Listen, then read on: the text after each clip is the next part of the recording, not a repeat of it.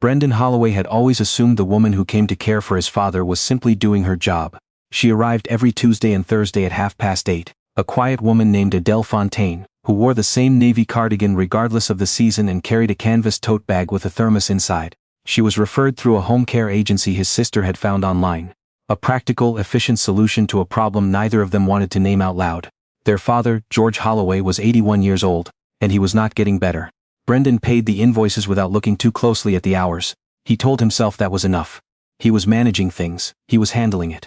He lived 40 minutes away in a house with a long driveway and a home office where he sometimes worked until 10 or 11 at night. He had a company to run.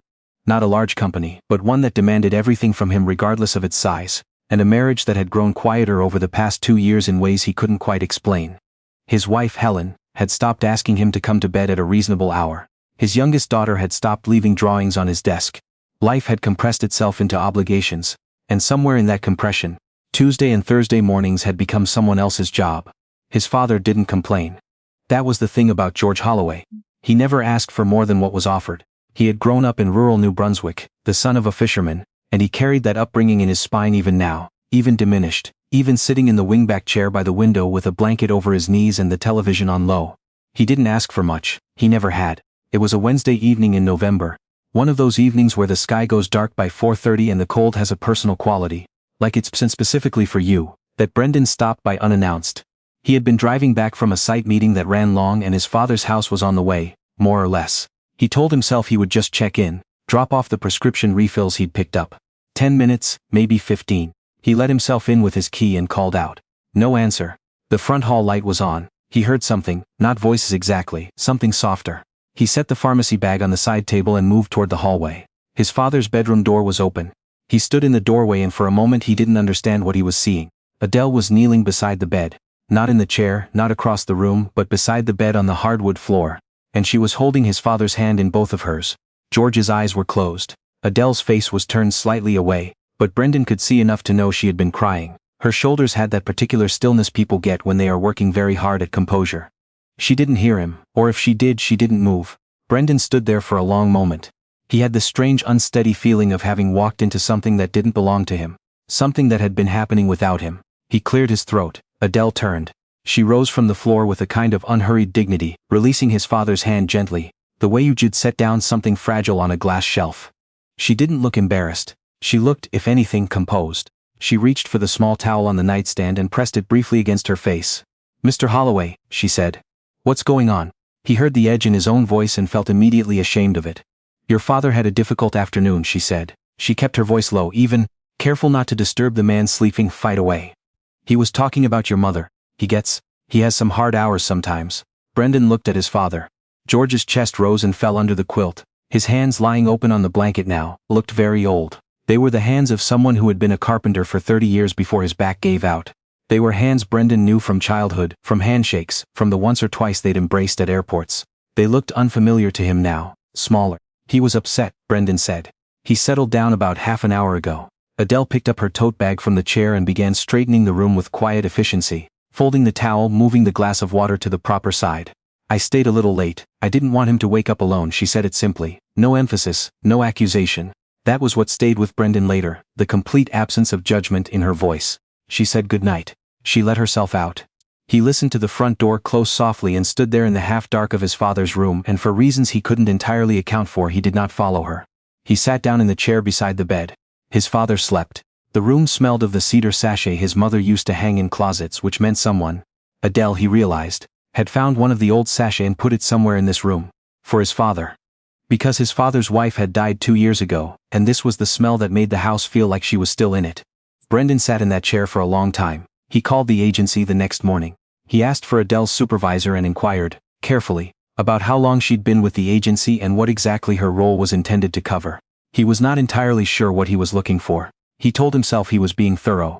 He told himself it was due diligence. The supervisor told him that Adele had been with them for 9 years, that she was one of their most experienced caregivers, that her role with his father included personal care assistance, light housekeeping and companionship hours as outlined in the initial care plan. Companionship hours. He hung up and sat with that phrase. He drove to his father's house that Saturday. Adele didn't work Saturdays. He let himself in and made tea and sat across from his father at the kitchen table, which was something he hadn't done in He tried to calculate, and the number embarrassed him enough that he stopped. George Holloway looked at his son with the patient, undemanding expression he had always worn, the expression that had frustrated Brendan in adolescence because it offered no resistance. You couldn't push back against a man who never pushed. You couldn't rebel against someone who simply watched you with quiet love and waited for you to tire yourself out. How are you feeling? Brendan asked. His father thought about it. Some days are better, he said. Is she good to you? George looked out the window. There was a bird feeder in the yard that Brendan didn't remember being there before. It was full. She's a good woman, his father said. What do you talk about? When she's here? George was quiet for a moment. Your mother, mostly. She doesn't mind hearing about her. He paused. Most people don't want to hear about the dead. They get uncomfortable. She doesn't. Brendan wrapped both hands around his mug. I'd hear about her, he said. His father looked at him. Not critically. Justly. I know you would, son, he said. You just haven't been here to ask. The sentence was quiet and factual, and it landed somewhere behind Brendan's sternum and stayed there. He started coming on Thursdays. Not every Thursday at first, but some.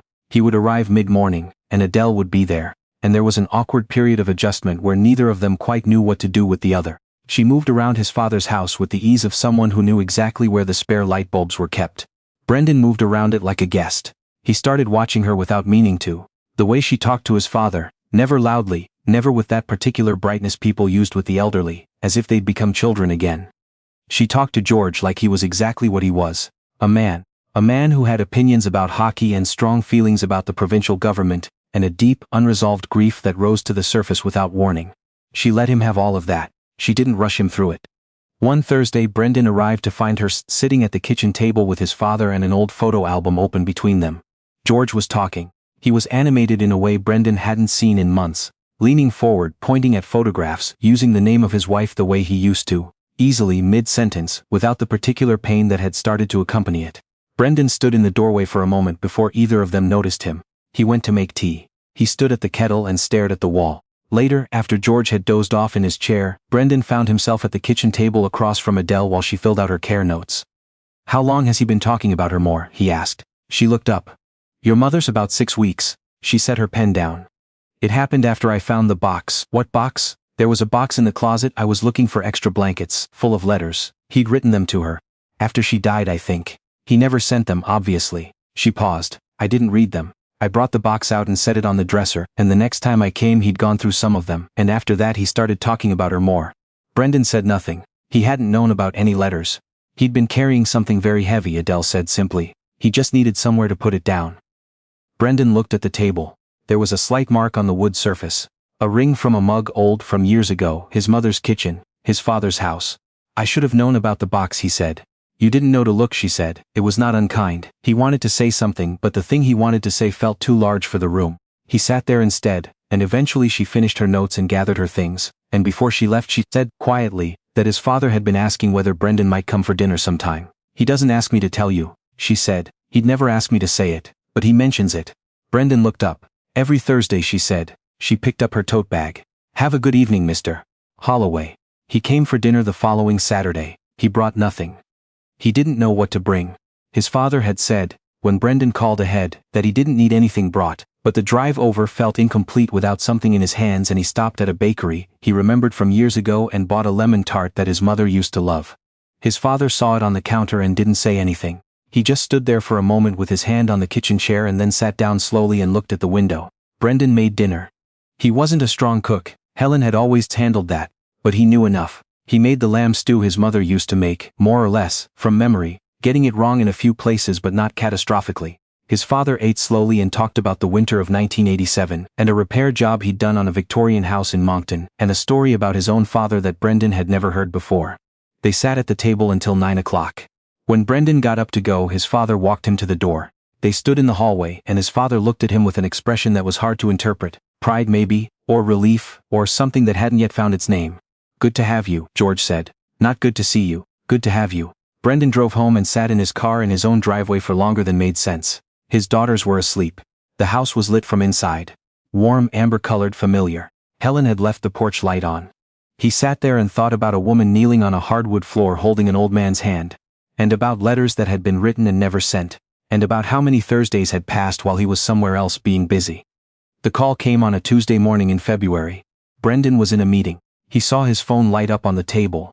the screen facing up, which he always told himself not to do, and he saw the name of the home care agency and he said, "Excuse me," and he walked into the hallway and answered. He was told that his father had had a fall, that he was at the hospital, that he was stable but that they had found something else. Something they needed to talk about. Something that had apparently been there for a while without anyone realizing. He drove to the hospital. He drove faster than he should have. His father was in a bed in a corner room and he looked smaller than he had ever looked, which was something Brendan had been watching happen gradually for 2 years but which now seemed to have accelerated overnight.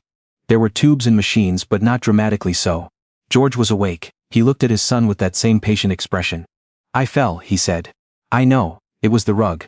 The one by the bathroom door. I've been meaning to mention it." Brendan sat in the chair beside the bed. "I'll get rid of the rug, good." George closed his eyes. Then, after a moment, "Did you call your sister? She's on her way." They sat in silence for a while. A nurse came and went. The machines made their sounds. "Dad," Brendan said. "Did you know? About what they found?" His father opened his eyes. He looked at the ceiling. "I'd been having some trouble," he said. "I didn't want to worry anyone." Brendan pressed his hands flat against his thighs. "You could have told me. I know I could have. Why didn't you?" George turned his head and looked at his son. The look was patient and direct and underneath it was something that was not exactly sadness but lived in the same neighborhood. "Because you were busy," he said, quietly. No blame in it, just the fact of the thing. Brendan didn't answer. He couldn't. They had 9 weeks. The doctors were honest with them. A quality Brendan was grateful for later, though at the time it felt like standing in front of something very large with no shelter nearby. The cancer had been present for some time. George's body was not strong enough for aggressive treatment. They would manage his comfort, they would manage his pain. They would make sure the time remaining was. The word the doctor used was meaningful, which was either clinical or profound depending on the day. Brendan's sister, Patricia, flew in from Victoria. She was 5 years older than Brendan and handled grief differently than he did. Actively, practically, with lists and phone calls and coordinated schedules. Within a week she had restructured the care plan, updated the medications list, and arranged for someone to come every day instead of twice a week. She also called the agency and asked specifically for Adele. Adele came 5 days a week now. She was part of the household in a way that felt, to Brendan, entirely natural. Which said something about how dislocated he'd been before, that a woman he'd employed for 2 years felt more present in his father's life than he had. He was there most days now.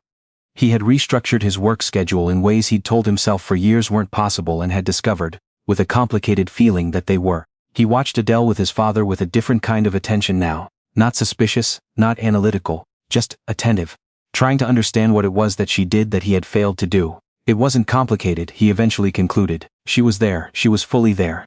She didn't bring her phone into the room, she didn't glance at the clock. She sat with George and she was present in a way that didn't cost her anything visible and yet must have cost her something. It must have, because not everyone could do it, and not everyone did. One afternoon he asked her, "Why do you do this?" He tried to find a way to make the question not sound like an accusation, and he wasn't sure he entirely succeeded. "I mean, why this work? You're clearly capable of other things." Adele was at the kitchen counter cutting the skin from an apple the way his father liked. George had always had trouble with apple skins. She didn't stop what she was doing. "My grandmother. She was in a care home at the end, not a bad one. But no one there really knew her. They knew her chart, her medications, her dietary restrictions. They didn't know that she'd been a seamstress her whole life, or that she'd once had a garden in the eastern townships that she talked about as if it had been a person.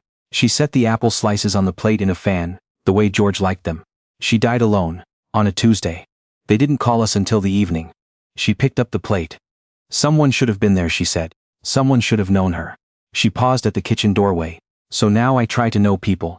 She went down the hallway to his father's room. Brendan stood in the kitchen and stared at the counter and felt, very precisely, the shape of everything he had been too busy to see. His father died on a Sunday morning in April, when the light through the bedroom window was pale gold the way it gets in early spring in that part of Ontario, tentative, offering itself carefully as if it knows it's not yet earned. George Holloway had slept through the previous night with relative peace. He had eaten a little the evening before, not much but something, which felt like a gift. Patricia had stayed the night. Brendan had gone home at midnight and come back early, 5:30 in the morning, in that particular state of wakefulness that isn't quite alertness. He had the feeling driving in the dark that he should be there. He was there. Adele arrived at 7. She came in quietly, took off her coat, looked at Brendan and Patricia in the chairs by the bed, and understood immediately what kind of morning it was. She made tea without being asked. She brought it in and set it on the nightstand and sat in the corner of the room, not intruding, not performing any particular role. Just present, a witness. George's breathing changed around 8 o'clock. Anyone who has been in a room when this happens knows what it means. Patricia took his left hand, Brendan took his right. The room was very quiet. There was birdsong from outside. The feeder Brendan had noticed months ago and now kept filled himself. He didn't know when that had become his habit. Somewhere in the last 9 weeks it had simply become something he did. His father breathed. And then gently he didn't. It was the most ordinary extraordinary thing Brendan had ever witnessed. His father had been there and then he wasn't. And the room was the same room, the light was the same light, and yet everything had shifted on some axis that had no name. Patricia made a sound. Brendan held his father's hand for a long time. At some point he became aware that Adele was no longer in the corner. She had moved to the window, quietly, and she stood with her back to them and her arms folded. The way, he understood, of a person giving a family their privacy, while still refusing to leave them entirely alone. He looked at her and thought of a winter evening in November, a woman kneeling on a hardwood floor and an old man sleeping while someone who wasn't his family made sure he didn't wake up to silence. Weeks passed. Months passed. The ordinary brutality of grief settled in the way it does. Not consistently, not following a schedule, arriving sideways when you were loading the dishwasher, or driving to pick up your daughters from school. Brendan found the box of letters when he was clearing out his father's room. He sat on the edge of the bed and held the box for a long time before opening it. The letters were dated. Some went back 15 years, written to his mother while she was still alive. It turned out not only after her death. Letters his father had written and never given her, because that was the kind of man George Holloway had been. Quiet in his love. Assuming it was understood. The last letter was dated 3 weeks before George's fall. Margaret, it began. Brendan came for dinner Saturday. Made the stew. Got it almost right. It went on for a page and a half. It was a letter about nothing remarkable. About the winter ending. About the bird feeder. About how their son had sat at the table until 9 o'clock and hadn't once checked his phone, which George wrote was something he'd never expected to see, and which had made him happier than he knew how to say out loud. I think he's figured something out, the letter said. I don't know what it was that did it, but he came back. That's the thing. He came back. Brendan sat on the edge of his father's bed for a long time, long enough that the afternoon light changed and the room went amber and then dim. He thought about all the Saturdays he hadn't come. He thought about all the dinners he had missed and all the stories he had never heard and all the letters that had been written about his absence. He thought about Adele Fontaine kneeling on a hardwood floor with her shoulders still, and her face turned away, and his father's hand held carefully in both of hers. And he thought about his own daughters. The youngest, who was 8, and had recently started leaving drawings on his desk again, since he had started coming home earlier. The older one, who was 12 and had a habit of finding him in the kitchen on weekend mornings and just staying doing her homework at the counter nearby. Not talking, just being in the same room. He understood now what that was. He set the letter carefully back in the box. He closed the lid. He picked up his phone and called Helen. She answered on the second ring, and when he said her name, she paused for just a moment. The way you pause when you hear something familiar in a voice you love. And she said quietly that she was glad he called. He drove home in the early evening, along the highway he had driven so many times in the wrong direction. The sky above the fields was the particular pale rose that only happens in late spring. And it was the kind of light that asks nothing of you except to see it. He saw it.